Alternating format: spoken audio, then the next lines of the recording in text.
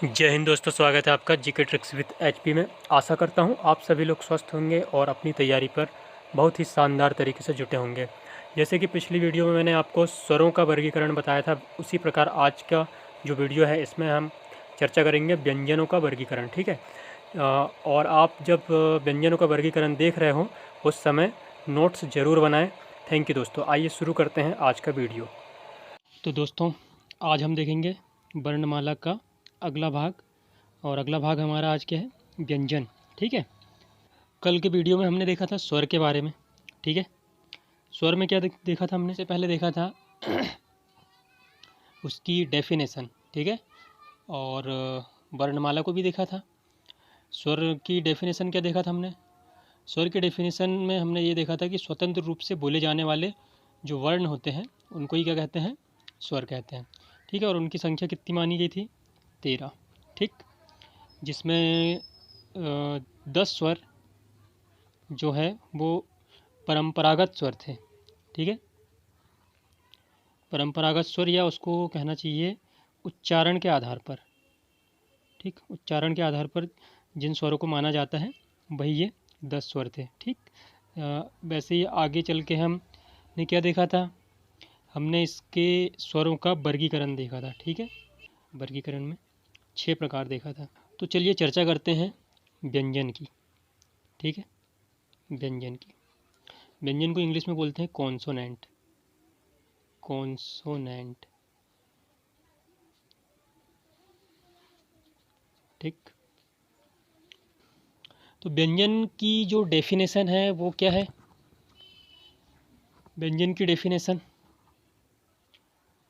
स्वर की सहायता से। ठीक है। स्वर की सहायता से, स्वर की सहायता से बोले जाने वाले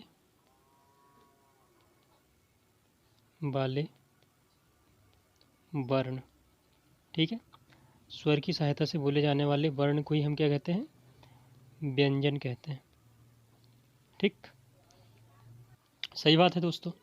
किसी भी व्यंजन को बोलने के लिए हमें उसमें स्वर की आवश्यकता होती ही है ना। अगर जैसे कि हम देखते हैं अभी कि कोई भी व्यंजन हो, ठीक, उसका जब उच्चारण किया जाता है तो उसमें आ स्वर मिला हुआ होता है। ठीक। आके बिना जो है व्यंजन का उच्चारण करना पॉसिबल है ही नहीं। ठीक है। तो इसलिए जो आ जो है हमारा आ, ठीक है, ये सभी स्वर में मिला हुआ, सभी व्यंजनों में मिला हुआ रहता है। ठीक। और परंपरागत रूप से व्यंजनों की संख्या कितनी मानी गई है? परंपरागत रूप से व्यंजनों की संख्या मानी गई है 33। ठीक। और इसमें 2 व्यंजन इंगा और ड़ा और ढा। ठीक। ये 2 व्यंजन जो है इनको द्विगुण व्यंजन कहते हैं। द्विगुण व्यंजन। ठीक। द्विगुण व्यंजन। तो इनको लेकर टोटल कितना हो जाता है हमारे व्यंजन की संख्या? 35। ठीक। चलिए आगे देखते हैं व्यंजन का वर्गीकरण। ठीक है। वर्गीकरण। तो वर्गीकरण में हम 3 प्रकार देखेंगे इसमें। ठीक है। कितने प्रकार देखेंगे? 3 प्रकार। जिसमें पहला प्रकार देखेंगे स्पर्श व्यंजन। स्पर्श व्यंजन। ठीक है। उसके बाद देखेंगे हम इसमें अंतःस्थ व्यंजन। क्या देखेंगे? अंतःस्थ व्यंजन। ठीक है। और लास्ट में देखेंगे ऊष्म या संघर्षी व्यंजन। ऊष्म या संघर्षी। ठीक। तो इन तीनों में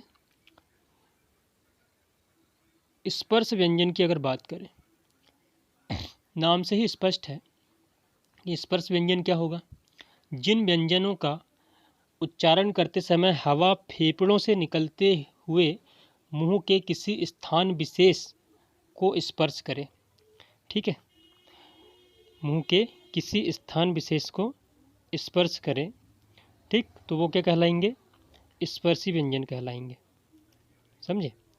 तो स्पर्शी व्यंजन को जानने से पहले हमें ये जानना होगा कि मुंह के स्थान कौन से होते हैं। ठीक, तो सबसे पहले हम मुंह के स्थानों को देखते हैं। तो मुंह के स्थान कौन से होते हैं?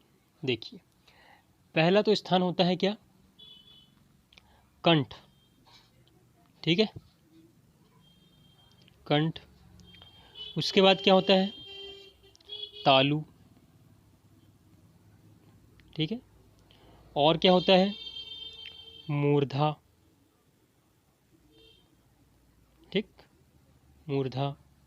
उसके बाद होता है दांत, और अंत में ओंठ। ठीक, और इन्हीं स्थानों के आधार पर, ये जो स्पर्शी स्थान है, ठीक है, इन्हीं के आधार पर जो व्यंजन होते हैं हमारे, उनके वर्गों के भी नाम हैं।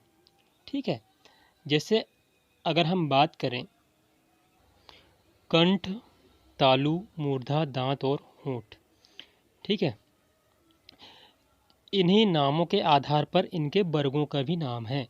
जो व्यंजन हैं, ठीक है, इनके वर्गों का भी नाम है। जैसे बात करें हम कंठ की, ठीक, तो यहाँ पर होता है हमारा कंठय। ठीक है, पहला वर्ग क्या होता है? कंठय। ठीक, इसी प्रकार तालु की बात करें तो इसका हो जाता है तालव्य। ठीक है, तालव्य। और अगला क्या हो जाएगा? मूर्धन्य। मूर्धन्य। इसके बाद दंतय, क्या हो जाएगा? दंतय। और अंत में क्या हो जाएगा? औष्ठय। औष्ठय। ठीक है, कंठय को बोलते हैं क वर्ग। क्या बोलते हैं? क वर्ग। तालव्य को क्या बोलते हैं? च वर्ग। ठीक है, च वर्ग। और मूर्धा अर्थात मूर्धन्य है ना, इसको बोलते हैं ट वर्ग। ठीक, और दंतय को क्या बोलते हैं? दंतय को बोलते हैं त वर्ग, या दंत्य है ना, त वर्ग। और जो अंत में रहेगा औष्ठय, इसको बोलते हैं प वर्ग। एक बार फिर से देख लीजिए, जो कंठ है, कंठ, उसको क्या बोलेंगे? कंठय या क वर्ग। ठीक, तालु, इसको क्या बोलेंगे? तालव्य या च वर्ग। ठीक है, और जो मूर्धा है, इसको मूर्धन्य या ट वर्ग। अगला है दांत, इसको दंतय या त वर्ग। ठीक, और होंठ को ओष्ठय या प वर्ग। ठीक, इस तरीके से हमें ध्यान रखना है। ये सभी क्या है? ये सभी व्यंजनों के उच्चारण के आधार पर वर्गों का वर्गीकरण है। ठीक है ना, ये सारे वर्ग जो है उच्चारण के आधार पर है। ठीक, अब हम ये देखते हैं कि कौन सा व्यंजन किस वर्ग के अंतर्गत आता है। तो सबसे पहले हमने देखा कंठय वर्ग। ठीक है, कंठय वर्ग। उसके बाद देखा हमने तालव्य। ठीक है, तालव्य। उसके बाद हमने देखा मूर्धन्य। मूर्धन्य। ठीक, उसके बाद दंतय। ठीक है, और अंत में देखा हमने औष्ठय। औष्ठय। ठीक, तो कंठय में जो आते हैं वो आते हैं क, ख, ग, घ और इंगा। ठीक है, तालव्य की अगर बात करें, ठीक है, तो तालव्य में क्या क्या आ जाता है? च, छ, ज, झ, इया। मूर्धन्य में ट, ठ, ड, ढ, न। दंतय में क्या जाता है? त, थ, द, ध, न। और ओष्ठ्य में प, फ, ब, भ, म। मतलब जो वर्ग है, ठीक है, ये सभी का जब हम उच्चारण करते हैं तब संबंधित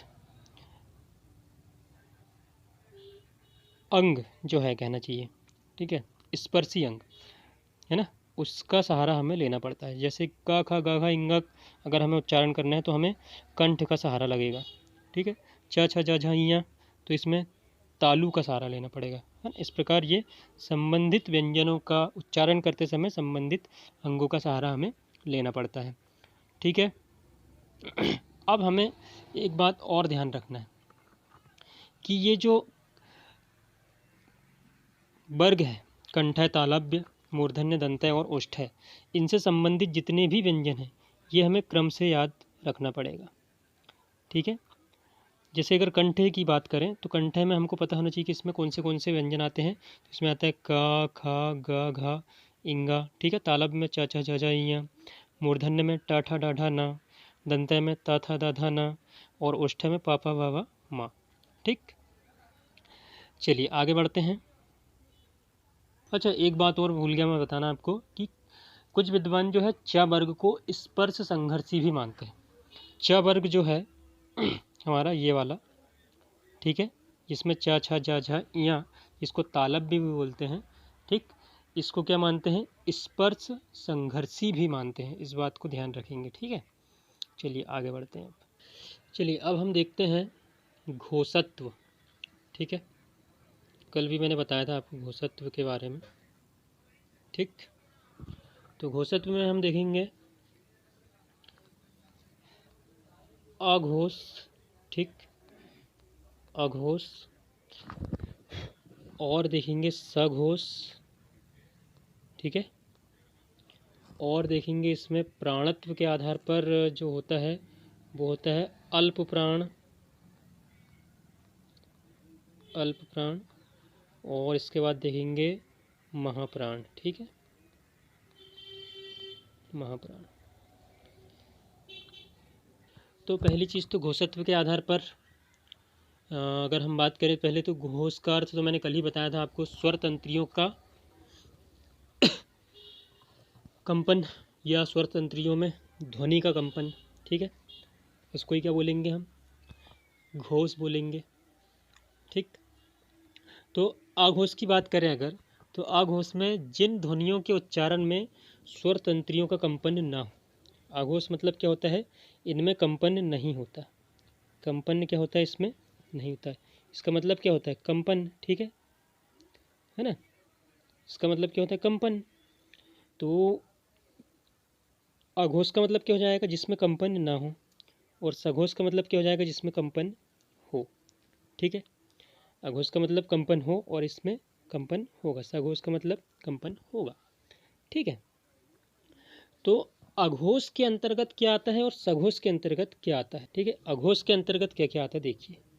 अघोष के अंतर्गत आता है जो वर्ग हमने पढ़ा है अभी, कंठय, तालव्य, मूर्धन्य, दंत, ओष्ठ्य। ठीक है, इन सभी वर्गों का पहला और दूसरा व्यंजन कौन सा, पहला और दूसरा व्यंजन।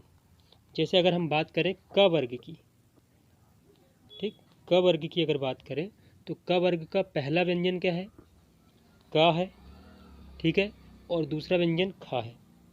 ठीक, तो क वर्ग के कौन से व्यंजन, क और ख दोनों क्या होंगे, अघोष होंगे। इस चैप्टर को पूरा देखने के लिए मेरा अगला वीडियो ज़रूर देखें, और अगर यह वीडियो पसंद आए तो लाइक करें, शेयर करें और मेरे चैनल को सब्सक्राइब करें, और ज़्यादा से ज़्यादा लोगों को शेयर करें, और वीडियो देखते देखते नोट्स भी ज़रूर बनाएं।